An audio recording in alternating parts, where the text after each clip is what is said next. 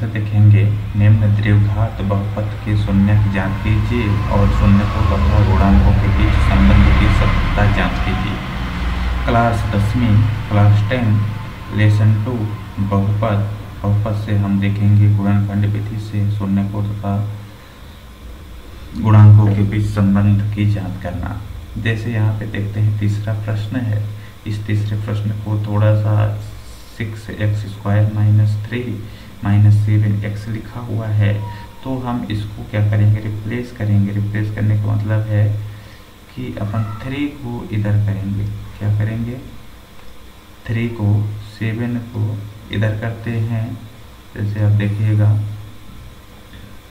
7 को इधर कर देंगे और 3 को जस्ट यहाँ पे कर देंगे। करना है सरलीकरण हो जाएगा। जब सरलीकरण हो जाएगा तो क्या होगा, 6x² - 7x - 3 बराबर 0। ये अपने क्या हो जाएंगे क्वेश्चन। अब इसको हम गुणनखंड विधि से हल करेंगे। देखिए ऐसी संख्या ढूंढेंगे, जोड़ने घटाने पे क्या आना चाहिए, 7 ही आना चाहिए।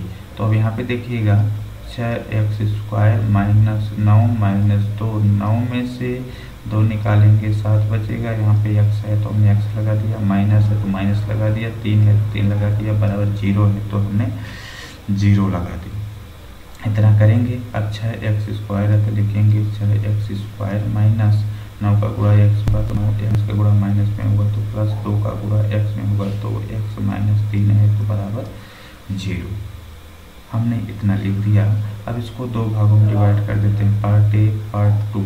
2 भागों में जैसे डिवाइड करेंगे तो यहाँ पे हम लिखते हैं 3x, यहाँ पे लिखेंगे 2x - 3, क्योंकि 3 का गुणा 2 में होगा तो 3 दूनी 6, x में x का होगा तो x², माइनस है तो हमने माइनस लगाया, 3 का गुणा 3 में होगा, 3 तो 9, साथ में x है तो x हो जाएगा। ब्रैकेट को बंद कर दिया।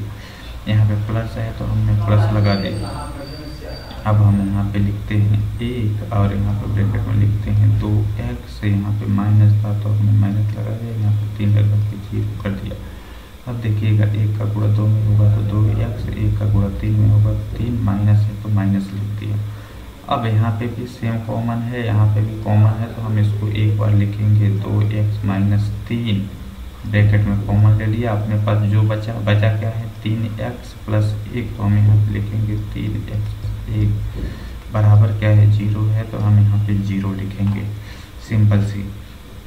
अब यहाँ पे देखिएगा हम यहाँ पे लिखेंगे 2x - 3 बराबर 0, 0 सभी में लगा देंगे, 3x + 1 बराबर 0, यहाँ पे सभी में लगा देंगे। अब देखिए जब हम इसका सरलीकरण करते हैं तो यहाँ पे होता क्या है, जब हम यहाँ पे लिखेंगे 2x, क्या लिखेंगे 2x, जब इसको हम बराबर लगाएंगे तो जो माइनस का है तो किस में आ जाता है प्लस में, तो प्लस लिखा नहीं जाता, और जो प्लस का है तो किस में हो जाता है माइनस में।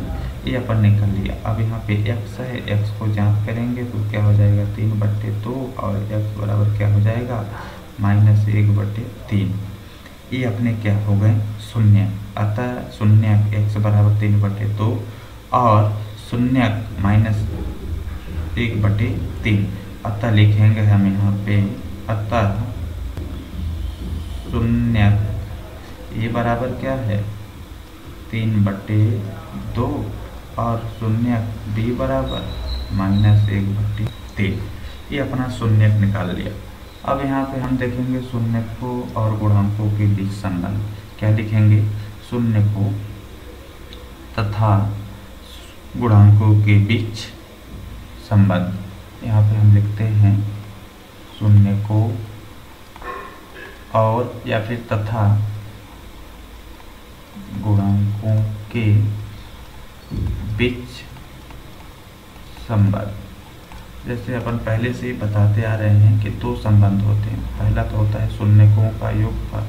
क्या होता है शून्य योगफल a + b - b/a, और दूसरा होता है शून्यकों का गुणनफल। गुणनफल क्या होता है a × b बराबर सी बटे ए, ये अपना फार्मूला है।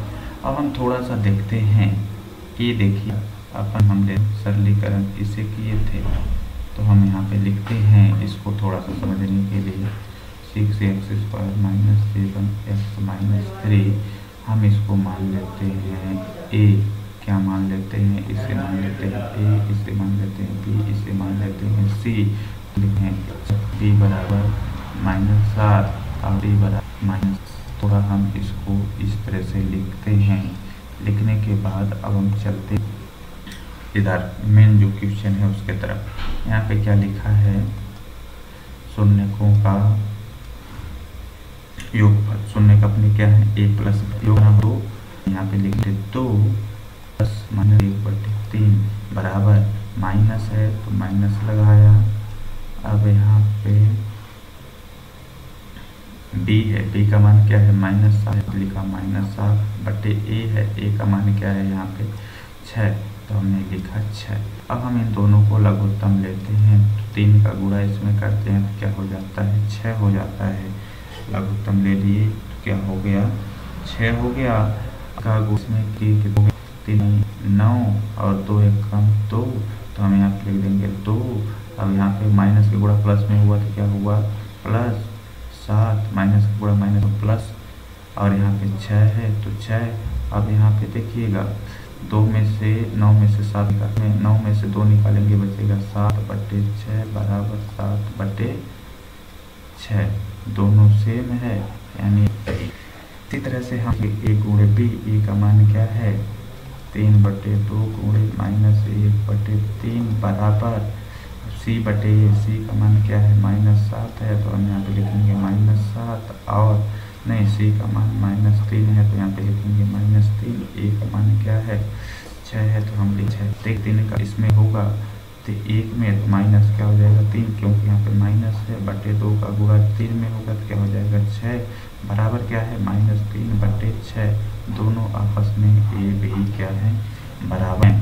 तो हम लिखेंगे अतः संबंध सत्य है, अतः संबंध क्या है सत्य है। कौन सा संबंध, शून्यकों का योगफल और शून्यकों का गुणनफल, दोनों संबंध क्या है सत्य है। इस तरह से आप हल करेंगे।